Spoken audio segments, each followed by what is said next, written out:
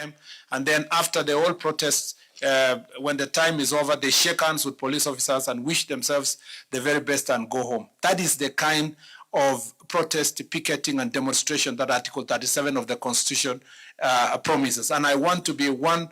I want us as a National Police Service, and I pray the citizens who will be demonstrating will come to our help, and the rest of Kenya, including Parliament, will come to our help. The rest of Kenya, including Judiciary, will come to our help, so that we have proper demonstrations, proper picketing, proper protestation in our designated routes, escorted by police officers. People can wear what they want to wear, and then they go home happy in the evening, knowing that their message has reached the institutions they would like to protest. That way, we will now call ourselves a democracy, but not protests where in the evening lives have been lost, property is lost, and people are suffering immense loss. Lastly, I'd like to say that building trust with the public is a key measure of success in public service. I therefore reiterate that policing is not about the expression of power, but about purpose. It is not about control, but about compassion. And most of all, it's not about instilling fear, but commanding respect through firm application of the law and fair dealing with the public. At this juncture, may I express my earnest appreciation to the leadership of the National Police Service, the DIG, Administration Police Service, the commandant of this great institution, the instructors, staff, and everyone who has contributed to the success of this training course. Your commitment to excellence has made a real difference in the lives of these would-be instructors graduating today, and contributed to a professional and people-centered police service. To the participants, once again, congratulations on your achievement. I'm confident that you will make positive impact on the college and the National Police Service as a whole. With these remarks, it's now my singular honor to declare the Potential Instructors Course number 1 of 2025 officially closed. Thank you, and God bless you all.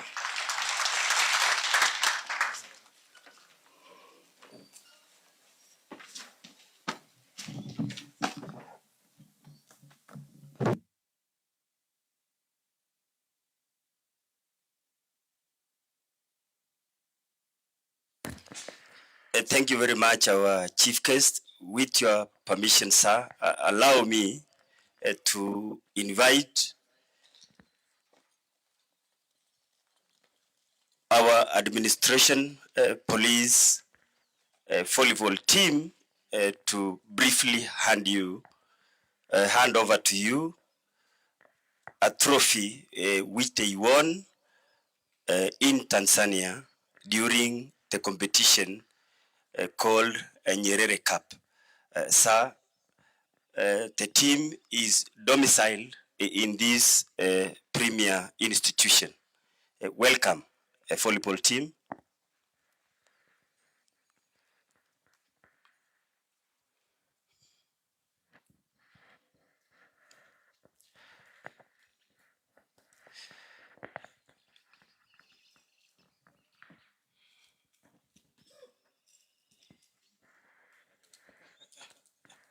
Very fast.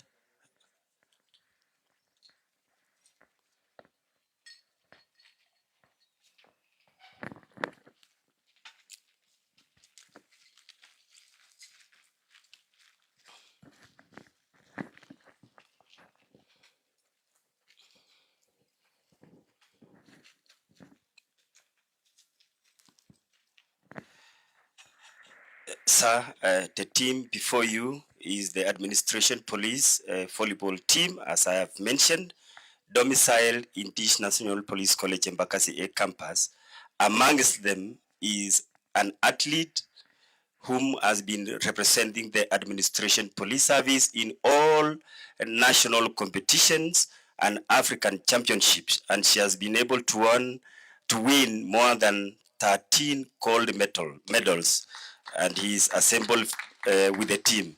So, sir, I would like to invite you to receive the trophy from the volleyball team and the medals from the only female athlete in front of us. Welcome, sir.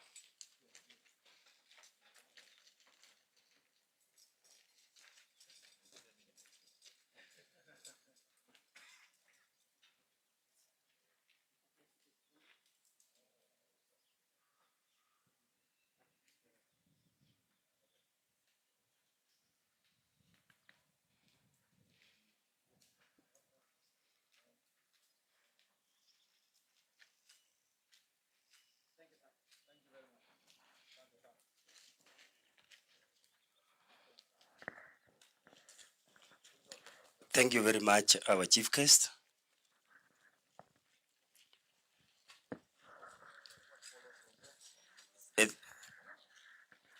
Now, parade commander, carry on. Okay, sorry, kidogo tu.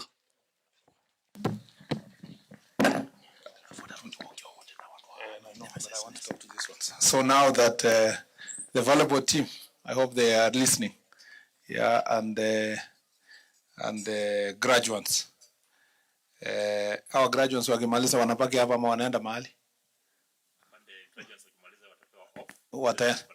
They'll come back. Okay, so ndawatafutia transport ya kwenda off. And I leave it to the commandant. Thank you very much. Pamoja na to appreciate the volleyball team. Thank you. Thank you.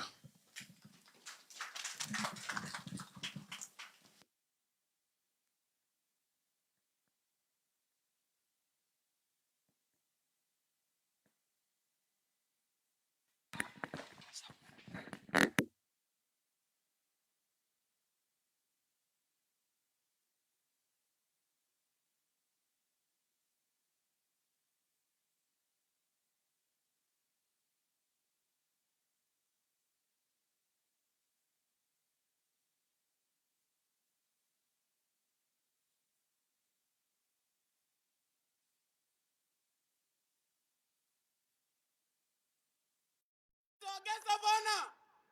Hep, hep, hooray! Hep, hep, hooray! Hep, hep, hooray! 'Cause we repress address.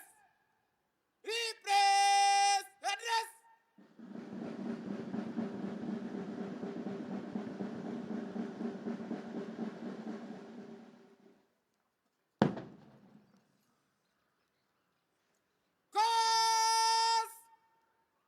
Stand still.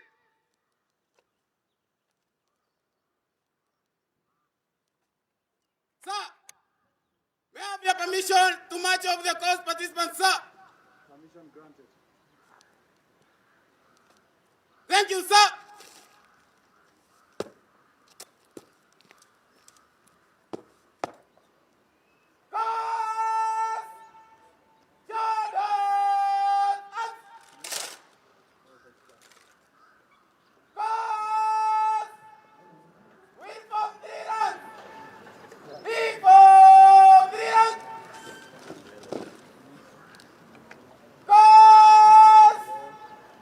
Move to the right in 3.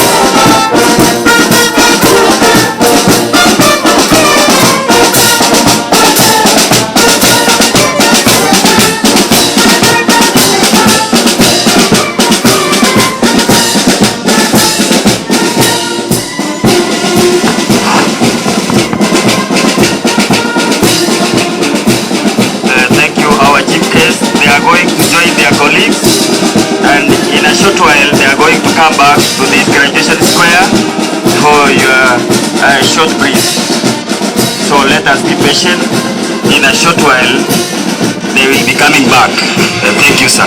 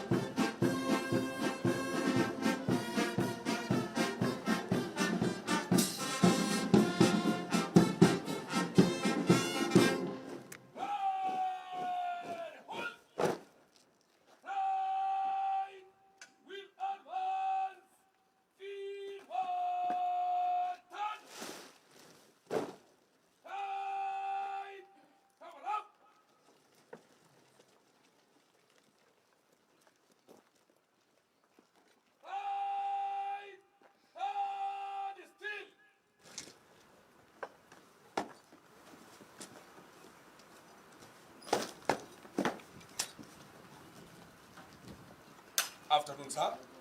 Officers assembled before you, present and ready for parade, man, sir.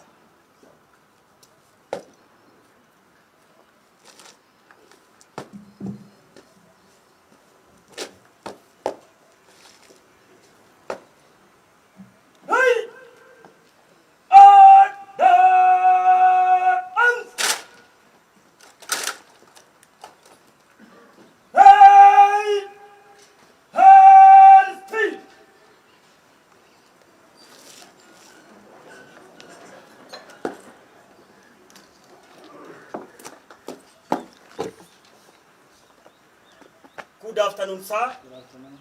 Potential instructors, multi-support security team, college staff, officers assembled before you this afternoon, present and ready for your address. May I have your permission to stand at ease, please, sir? Permission granted. Thank you, sir. Hey! Stand on! Eyes! Stand! Easy!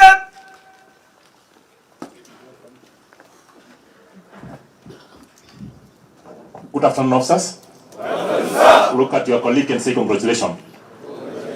Today we are honored to be having the chief guest, who is none other than the Cabinet Secretary, Interior and National Administration.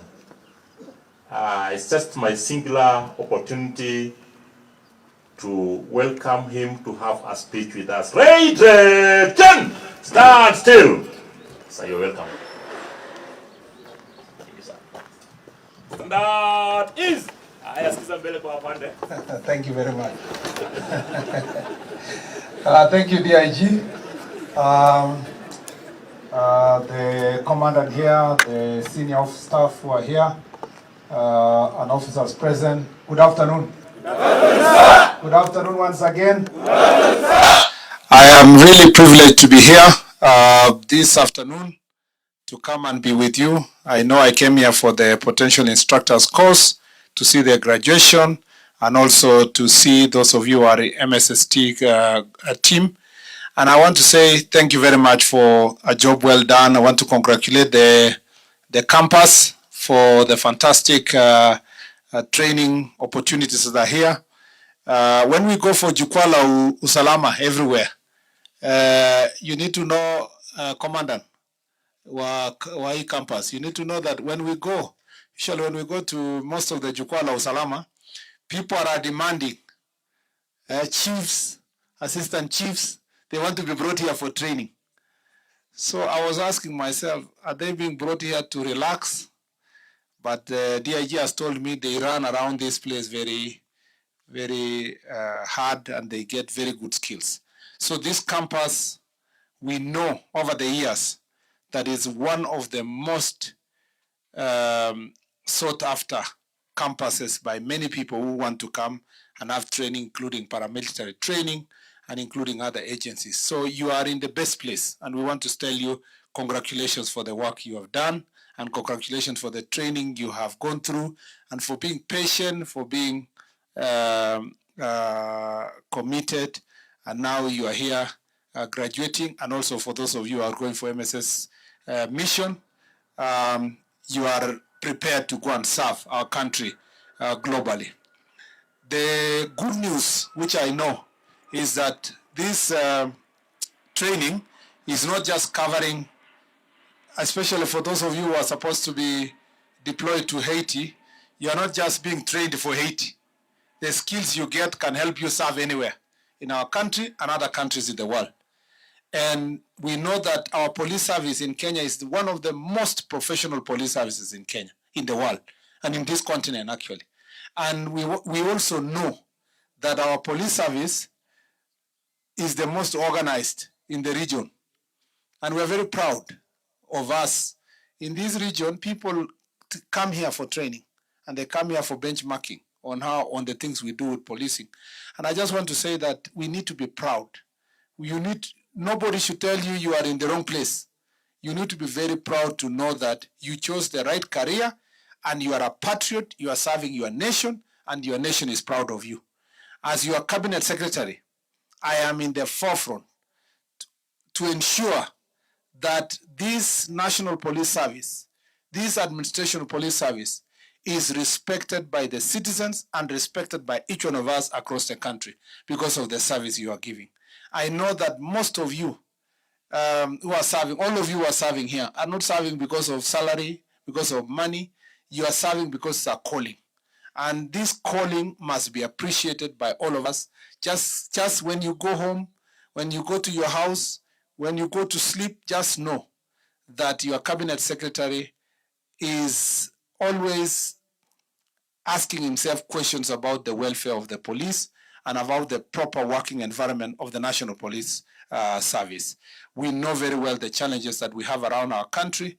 His Excellency the President gave directions already that the biggest challenge we have now is the living conditions of police service, the housing.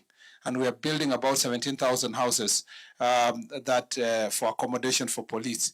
You need to know also that in the housing project, the National Housing Project through Boma Yetu, police officers have also priority to get an opportunity to buy the houses at an affordable rate for your own ownership. So we want to improve your housing when you're working with us, but also for your own ownership. You have an opportunity through the National Housing Scheme project that you get also a house that you own for yourself. We know also the other challenges across is mobility, vehicles. We know that sometimes it's the offices, the police stations, the police posts are not up to the standards that we require. We are working a plan to see how progressively we can improve all these facilities across the country. We also have all the other institutions in terms of justice sector already have they have digitized their services, but we are still analog. So we're working hard to see how we can ensure that there is fiber connectivity in the police stations across the country. Only 60 police stations at the moment have direct connection to fiber, and we want to improve that. Out of the 1,200 police stations and also the police posts, we want to see how internet can we can improve internet access and also have ICT equipment, including computers in the police station, so that we can serve people better.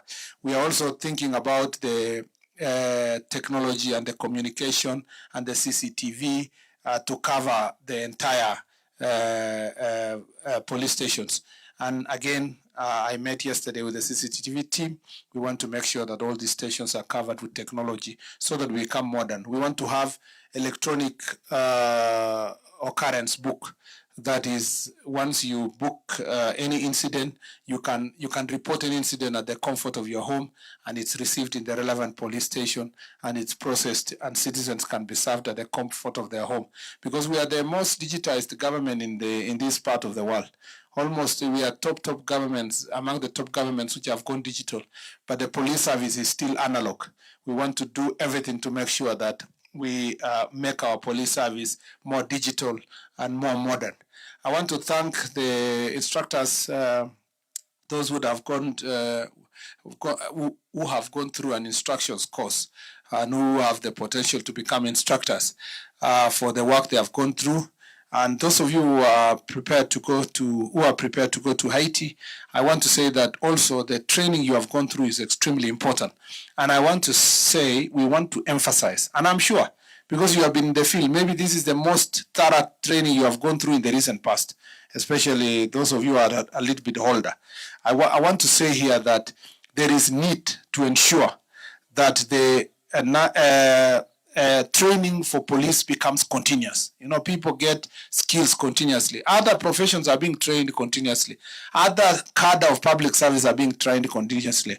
The national administration, the NGAO officers are being trained continuously.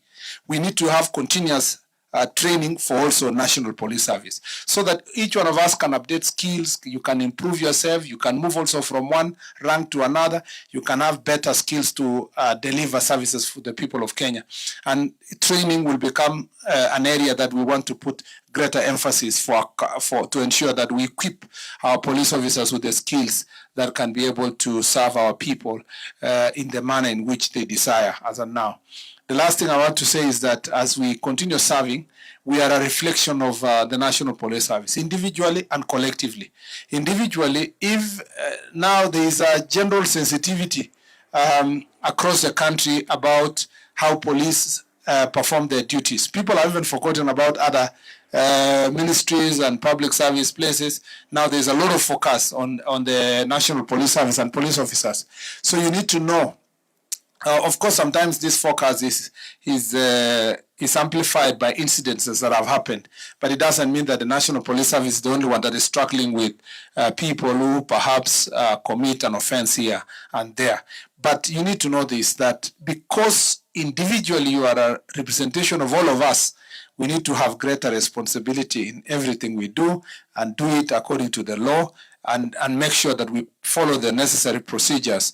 We also need to work very hard as National Police Service to continue the community policing agenda, to make sure that we have a better relationship with the citizens and build that relationship among ourselves, so that then that building of relationship can also benefit the citizens, but also benefit ourselves. We get more information, people can trust us.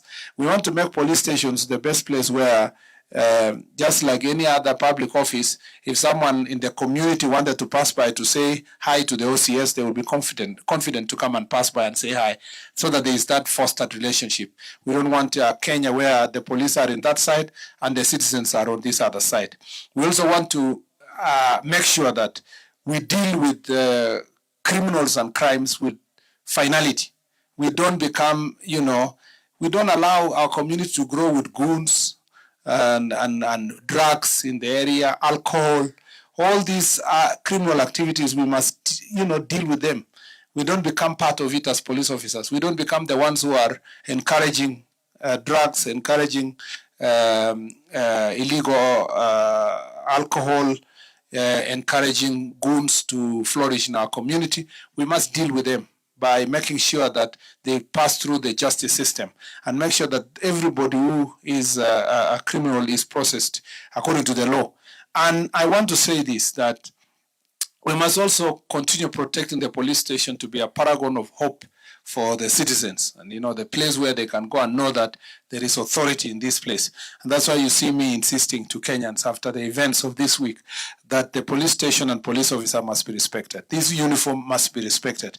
I saw some people stealing the uniform and going playing jokes in social media. This uniform, even the police officer himself respects the uniform itself, because this uniform is unique. It represents the sovereignty of our nation. We cannot play around it by kukanyaka, kupika ngumi polisi, kumtusi polisi, kupiga mawe polisi, kujaribu kuchoma police station, kujaribu kuiba bunduki. Hiyo yote haitatusaidia kama nchi kusonga mbele. Tukiwa tunang'ang'ana kwa upande huu, na tumesema mara kwa mara, tunang'ang'ana katika wizara kuhakikisha polisi wetu wameweza kufanya kazi nzuri. Pia tunaomba wananchi watupatie support. There is nothing, hakuna kitu inaniumiza kama ile niliona wiki hii ambayo police stations 10 ilivamiwa, na kati ya hiyo karibu 5 ikachomwa, na bunduki 5 ikaibwa, na bunduki moja ambayo iliibwa AK47 baada ya siku moja ikatumiwa kufanya makosa ya jinai huko robbery huko Naivasha. Na hii mambo yote inaenda kuumiza wananchi wengine. Tukifikiria tu tunasema tulikuwa tu maandamano, haitakuwa vizuri. Pia nataka niwahakikishie sisi kama wizara tunazingatia uhusiano moja tukiwa na uhusiano ya pamoja na bunge, tunataka kupitisha sheria mpya ya kuhakikisha kwamba maandamano, mambo ya protest, picketing, demonstrations itafanywa kwa njia nzuri. Na in future if citizens wakikubaliana na sisi, tunataka maandamano yenye polisi wana escort. Unasema mimi maandamano yangu itaanza saa 3 itaisha saa 10 na itaanzia barabara ya Moi Avenue kutoka kona fulani mpaka huko Ngara, na ikifika saa 10 sisi tunaondoka. Pia sisi tunajipanga kwa polisi, tunaweka polisi ya kutosha, mna escort wananchi, mna march pamoja, mtu anashika karatasi yake Ikifika saa 10 anajiendea nyumbani, wanasalimiana na polisi, ama kama polisi amefunga kazi wanapitia restaurant, wanakunywa chai, alafu wanaambiana kwaheri, kila mtu anaenda nyumbani. Hiyo ndio ile katiba ilikuwa inataka kwa article 37 of the constitution. Lakini hii yenye tukisikia tu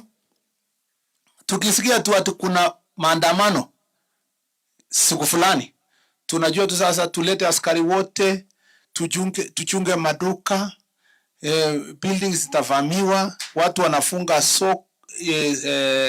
maduka, inalazimisha atikue holiday kwa hiyo area.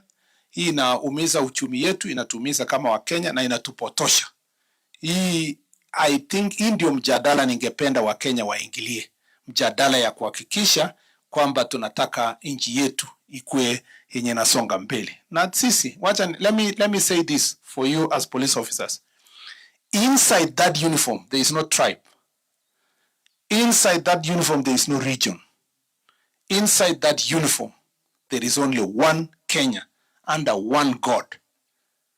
And I want to request you, do not allow yourself to be influenced by externalities of politicians who are thinking about this, my tribe, my community, my this. Don't engage in those kind of conversations. Once we are serving inside here, tuangalie wapi nchi yetu. Kwa sababu serikali yoyote, wabunge yoyote, yani mtu yoyote mwenye anaserve, time yake itaisha, lakini nchi yetu itasonga. Na ninawaomba sana tuweke msingi zaidi uzalendo wetu na tuhakikishe taifa letu liko imara. Kwa hivyo nimefurahi sana nikiwa kati yenu. Ni kama tu sichakubaliwa kuvaa uniform. Hii uniform inakaa mzuri sana.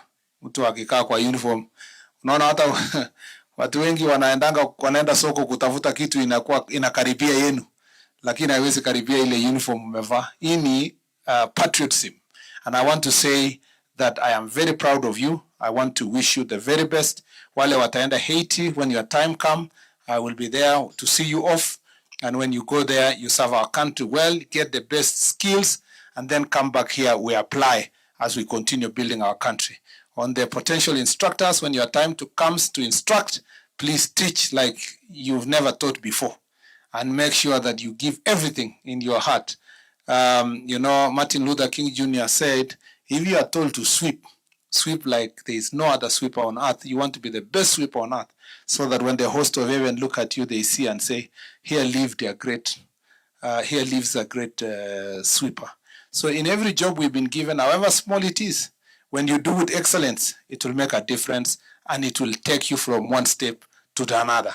Kwa hivyo nawashukuru sana, nimewaambia mambo mengi, lakini nimefurahi kuwa na nyinyi. Mungu awabariki, Mungu awabariki familia zenu, na awapatie neema kwa kazi yote ambayo mnafanya. Asanteni sana. Thank you very much.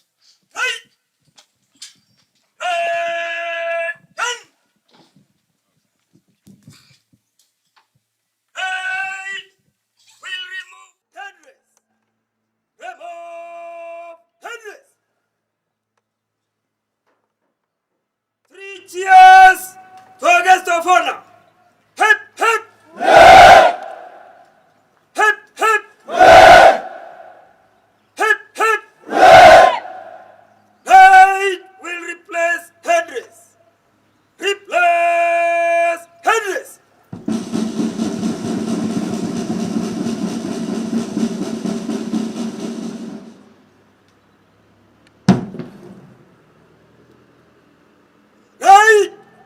Stand still.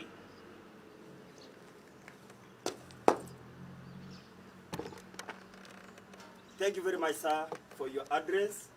May I have your permission to march off the officers? Permission granted. Thank you, sir.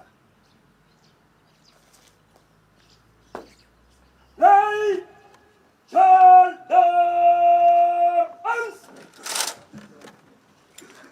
Companies will retire. About cut.